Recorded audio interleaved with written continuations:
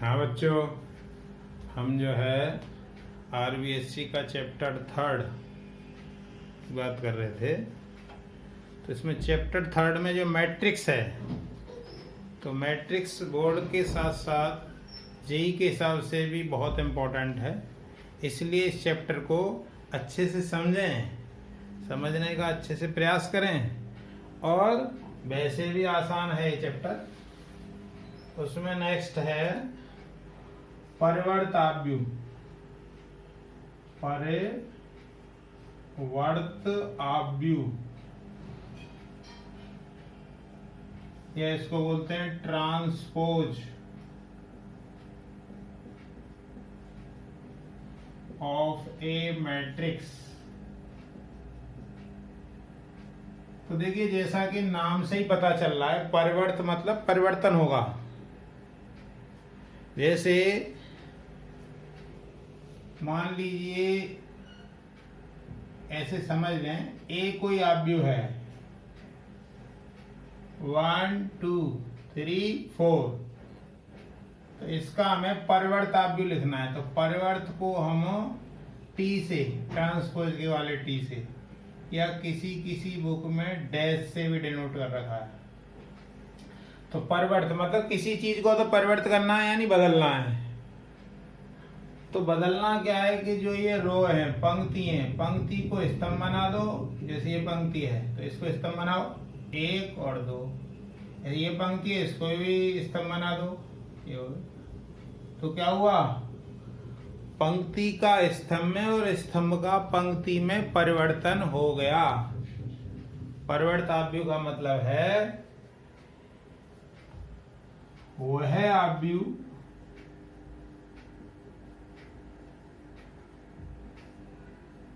जिसमें पंक्ति का स्तंभ में तथा स्तंभ का पंक्ति में परिवर्तन हो जाए।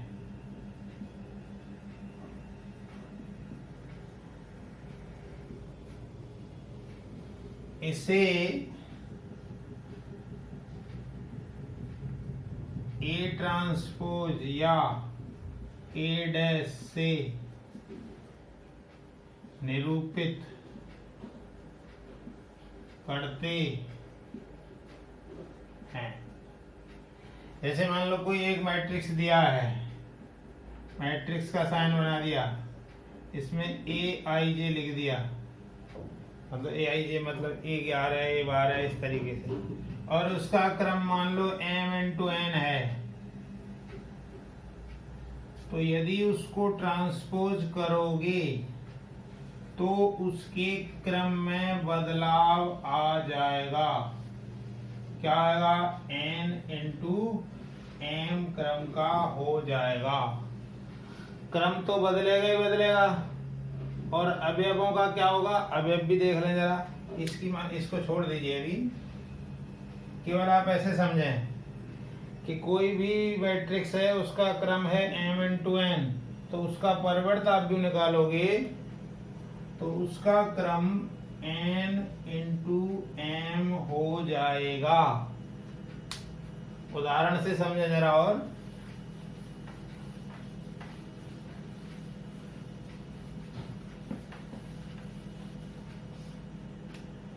जैसे मान लीजिए आपको ए दिया है 1 2 5 9 0 4, मान लीजिए दिया है।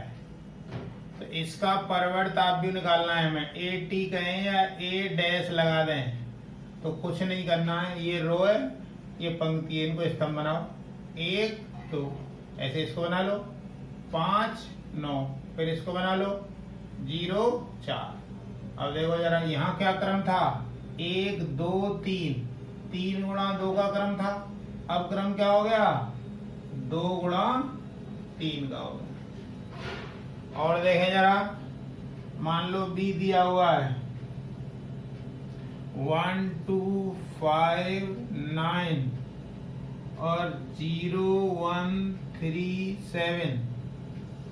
अब मान लीजिए इसका हमें ट्रांसपोज निकालना है, परिवर्ताव्यूह निकालना है, तो इसका क्रम क्या है? 2 गुणा 4, तो उसका होगा 4 गुणा 2। तो क्या होगा देखें जरा, ये जो पंक्ति है उसको स्तंभ बना दो।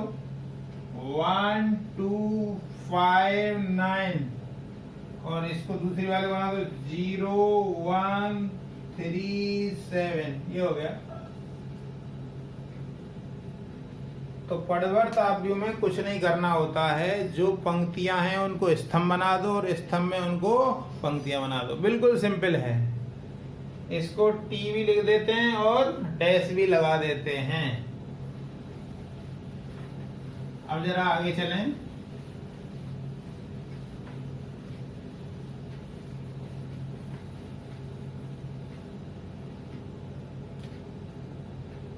फिर है सममित आव्यूह। सममित आव्यूह या सिमेट्रिक मैट्रिक्स।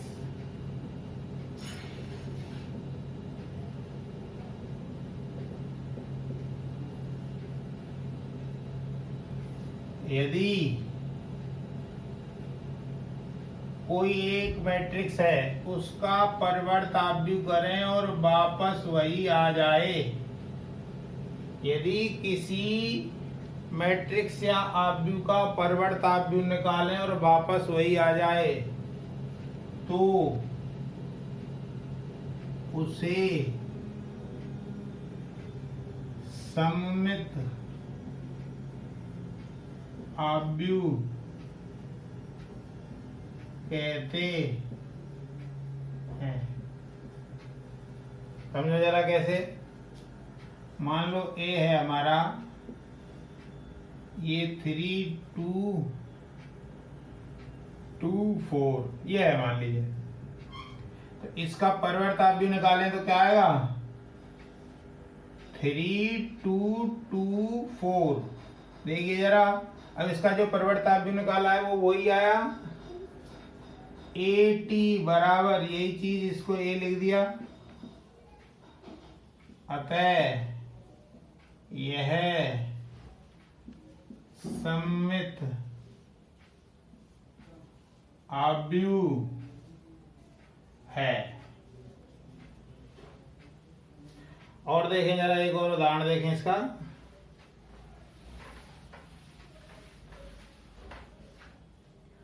मान लो हमें दिया है A B C F G H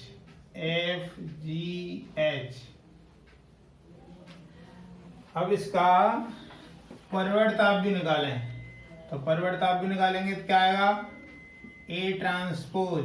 देखिए ये ए एच जी इधर आ जाएगा, एच बी एफ और जी एफ सी।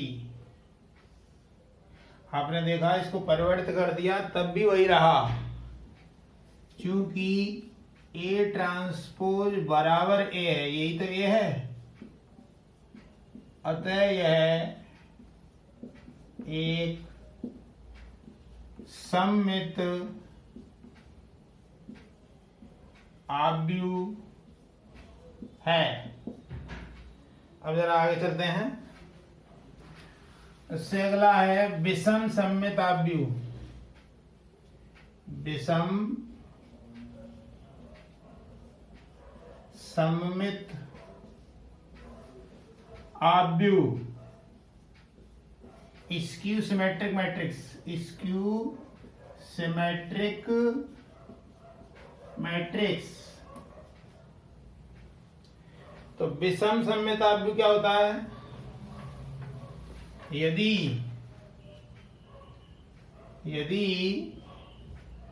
ए का ट्रांसपोज करें और माइनस ए आ जाए। देखो, सममित आव्यूह में तो ए का ट्रांसपोज किया था तो ए आया था, यदि ए का ट्रांसपोज करें और माइनस ए आ जाए तो इसे विषम सममित आव्यूह कहते हैं। देखें जरा, मान लो ये कोई हमने ले लिया A11, A12, A21, A22, ये A है। तो अब इसका ट्रांसपोज करें तो क्या आएगा? ट्रांसपोज करेंगे तो A11, A12, A21, A22। अब A ट्रांसपोज बराबर माइनस ए रख दो, अर्थात A11, A12, A21, A22 बराबर माइनस लगा दो ए के सामने तो माइनस आ जाएगा, minus A11 minus A12। A transpose है ना, तो ए ट्रांसपोज होने के बाद A11 A12 आ गया, ये 21 A22, ठीक है। तो अब ए ट्रांसपोज है A11 A12 आएगा इधर, 21 A22। अच्छा, इसमें ए के सामने नेगेटिव लगा रहे हैं तो क्या आ जाएगा? Minus 21 minus A22। तब इन दोनों को बराबर रखें, तो बराबर रखें तो ये इसके बराबर आएगा, मतलब A11 बराबर माइनस A11, अर्थात A11 जीरो आएगा। इसी प्रकार से A22 भी जीरो आएगा। यानी कहने का मतलब क्या है? इसके साथ साथ तथा AIJ जीरो होगा बशर्ते I और J बराबर बराबर हों तो जीरो होगा। यह है विषम सममित आव्यूह। तो विषम सममित आव्यूह का कोई उदाहरण देखना चाहें तो देख सकते हैं।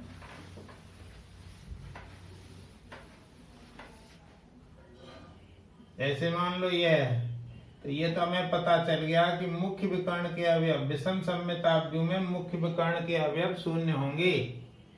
और यहाँ मान लो 2 है तो ये -2 होगा।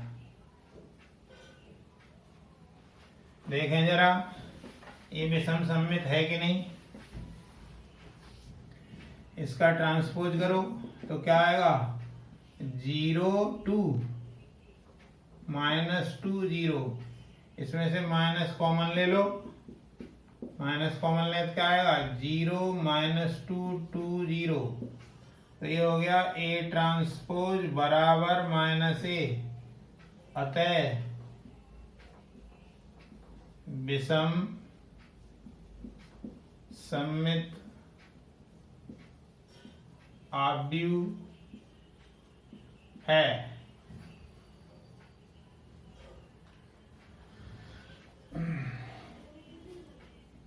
नोट कर लें, विषम सममित आव्यूह के मुख्य विकर्ण के अवयव शून्य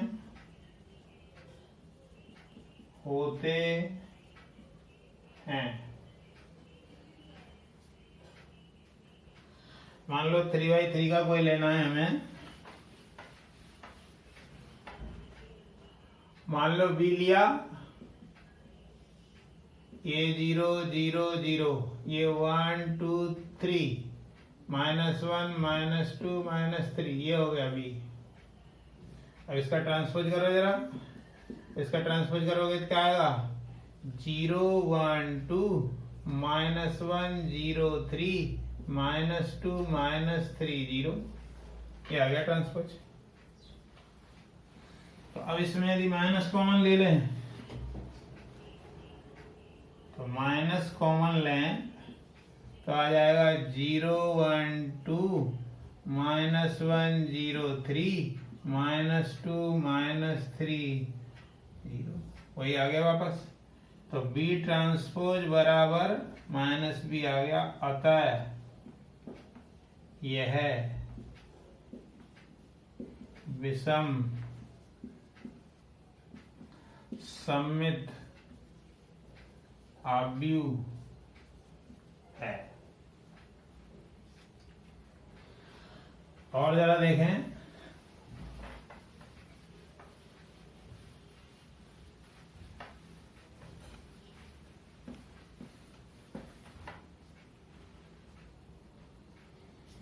माना ए दिया हुआ है आपको 1 2 4 7, ठीक है, और इसका ट्रांसपोज होगा 1 2 4 7। अब इन दोनों को यदि जोड़ें तो क्या आएगा? जोड़ो, 1 6 6 14। तो किसी भी आव्यूह में उसके परिवर्त आव्यूह को जोड़ते हैं तो जो मिलता है वो सममित आव्यूह होता है।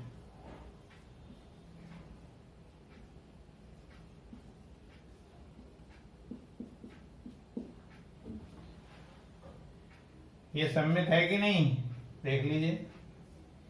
मान लीजिए, अलग से समझ लें, ये है 1 6 6 14, तो इसका ट्रांसपोज करें तो क्या आएगा?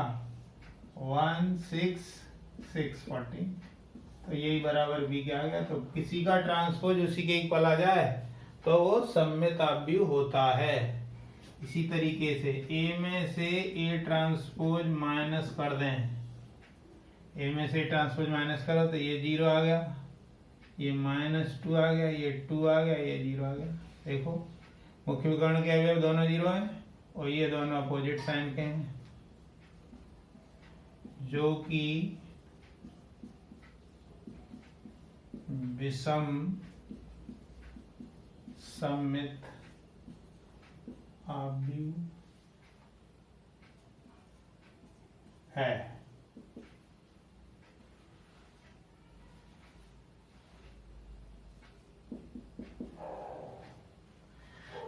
अभी हमने गुणा नहीं सीखा है, लेकिन ए में यदि ए ट्रांसपोज का गुणा करोगे,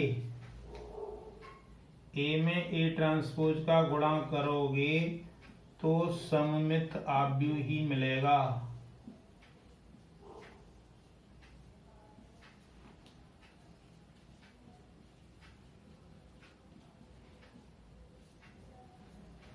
इसी तरीके से परिवर्त आव्यूह में किसी भी आव्यूह का गुणा करें। अब देखो, पहले ए था, ए टी बाद में था, अब ए टी पहले ए बाद में है, तब भी सममित आव्यूह ही मिलेगा।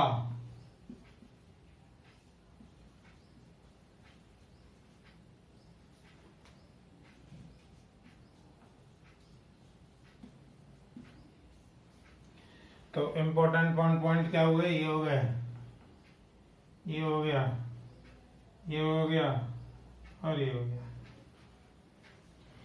पहला इंपॉर्टेंट पॉइंट क्या है? किसी भी आव्यूह में उसके परिवर्त आव्यूह को जोड़ोगे तो सममित आव्यूह होगा। किसी भी आव्यूह में से उसका परिवर्त आव्यूह घटाओगे तो एक विषम सममित आव्यूह होगा ये। और किसी भी आव्यूह में उसके परिवर्त आव्यूह का गुणा करोगे तो सममित आव्यूह मिलेगा। और परिवर्त आव्यूह पहले आ जाए और पहले बाद में जो है सिंपल आपका आव्यूह आए, तब उनका गुणा करोगे तब भी सममित आव्यूह ही आएगा। ये चारों बातें आपको ध्यान रखनी हैं। और देखें जरा,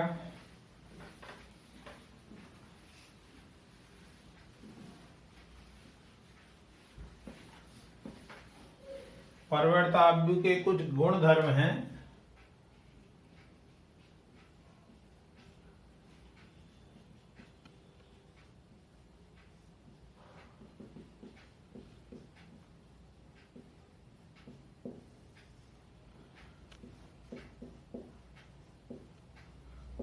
प्रॉपर्टीज ऑफ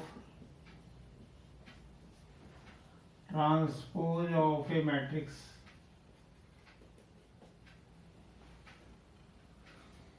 सबसे पहला है कि कोई आव्यूह है उसका परिवर्ताव्यूह का परिवर्ताव्यूह निकालें तो वही आएगा।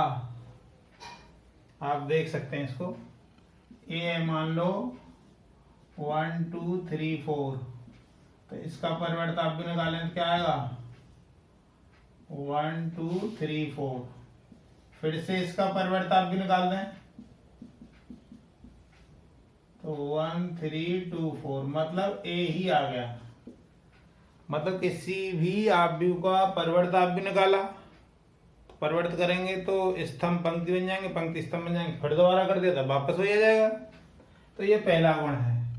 दूसरा गुण क्या है कि दो आव्यूह जुड़े हुए हैं और उसका ट्रांसपोज करें तो ये ट्रांसपोज दोनों पे अलग अलग बढ़ जाता है, मतलब AT प्लस BT।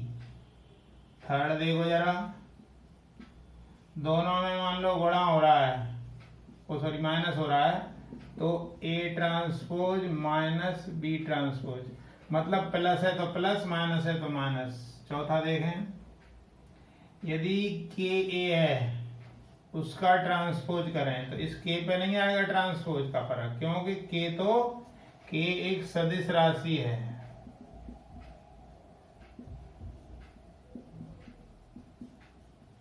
मतलब 1 2 3 कुछ इस तरीके का है, तो K पे कोई फर्क नहीं पड़ेगा, A ट्रांसपोज आ गया। पांचवा देखें, 2 का यदि गुणनफल हो रहा है तो ये BT AT, ये सबसे ज्यादा इंपॉर्टेंट है क्योंकि ये ही अलग हो रहा है, और तो सब में आसान है। देखिए किसी भी आव्यूह का परिवर्ताव्यूह यही आ गया, दोनों को T किया तो दोनों को अलग अलग कर दिया, माइनस किया तब भी ऐसा ही हो गया, ये हो गया। छठवां होता है, यदि KA प्लस MB का ट्रांसपोज है तो KA transpose plus minus MB transpose, ये कोई इतना इंपॉर्टेंट नहीं है, ठीक है। तो ये तो आपको याद करने ही हैं, इनको याद कर लें।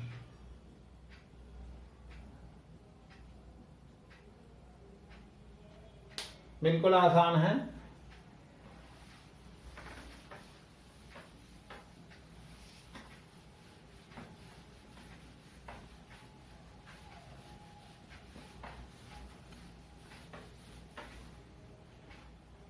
देखें जरा, कोई ए मैट्रिक्स है तो उसको ऐसे लिख सकते हैं 1/2 A plus AT A minus AT, ऐसे लिखे तो कोई फर्क नहीं पड़ रहा है क्योंकि इससे A कट गया, 2A है तो 2 कट गया तो यही आ गया। इसका मतलब ये हुआ A इक्वल टू, ये क्या देगा आपको, A प्लस AT हमने बताया था सममिताव्यूह, और ये विषम सममिताव्यूह। सममिताव्यूह प्लस विषम सममिताव्यूह, विषम सममित आव्यूह, अर्थात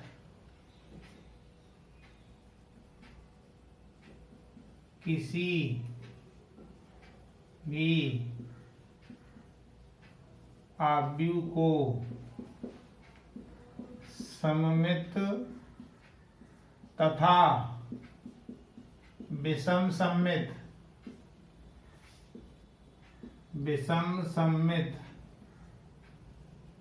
आव्यूह के योग के रूप में लिखा जा सकता है, ठीक है। अब नेक्स्ट है समान आव्यूह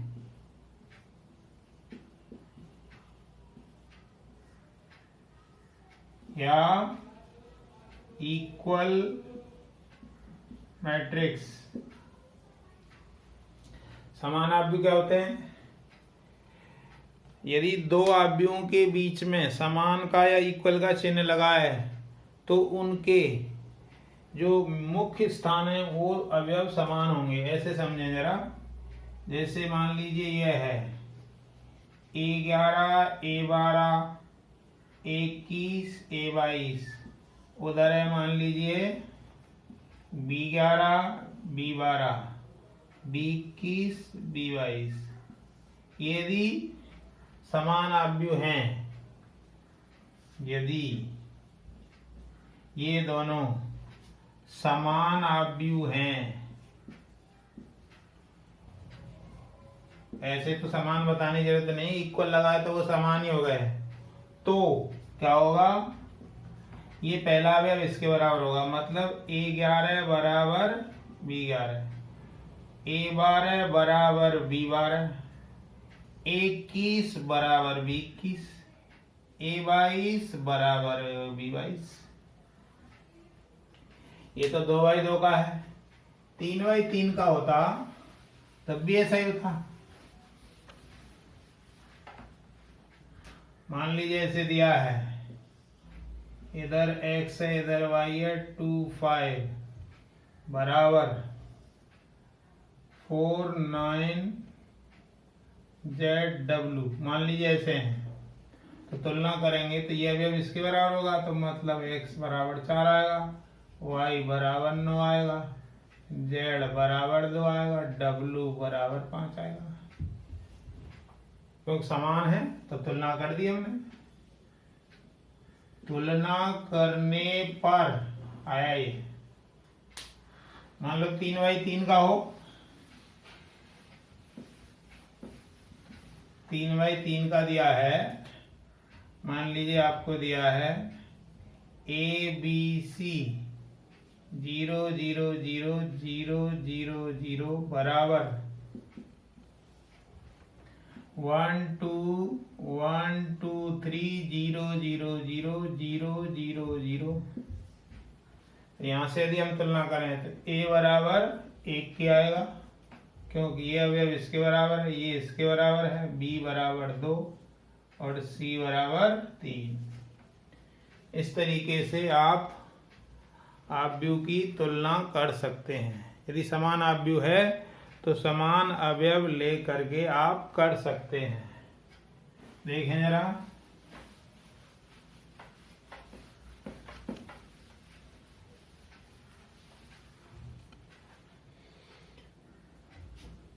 यदि AIJ मान लो आपको दिया है I + J/2, तो 2x2 क्रम का आव्यूह बनाए। मान लो ऐसे है, तो 2x2 क्रम वाले में क्या आता है? A11 A12 A21 A22। तो इनकी जरूरत पड़ेगी तो वो वहां से लाने हैं। तो A11 कैसे आएगा, इसमें रख दीजिए, I की जगह भी 1 रखिए, J की जगह भी, तो क्या क्या आ जाएगा? 1 + 1/2 मतलब 1 आ गया। अब मान लो हमें A12 लाना है, तो यहाँ 1 यहाँ 2, तो 1 + 2/2 मतलब 3/2 आ गया। तो 21 में मतलब 2 पहले, 2 + 1/2 यानी 3/2 आ गया, और A22 मतलब 2 + 2/2 यानी 2 आ गया। तो इस तरीके से जो आव्यूह आया उससे आप भर दीजिए, तो क्या आ जाएगा? 1 3/2 3/2 और 2, ये बन गया। तो इतने के बाद अब हम पहली एक्सरसाइज नेक्स्ट क्लास में डिस्कस करेंगे। धन्यवाद।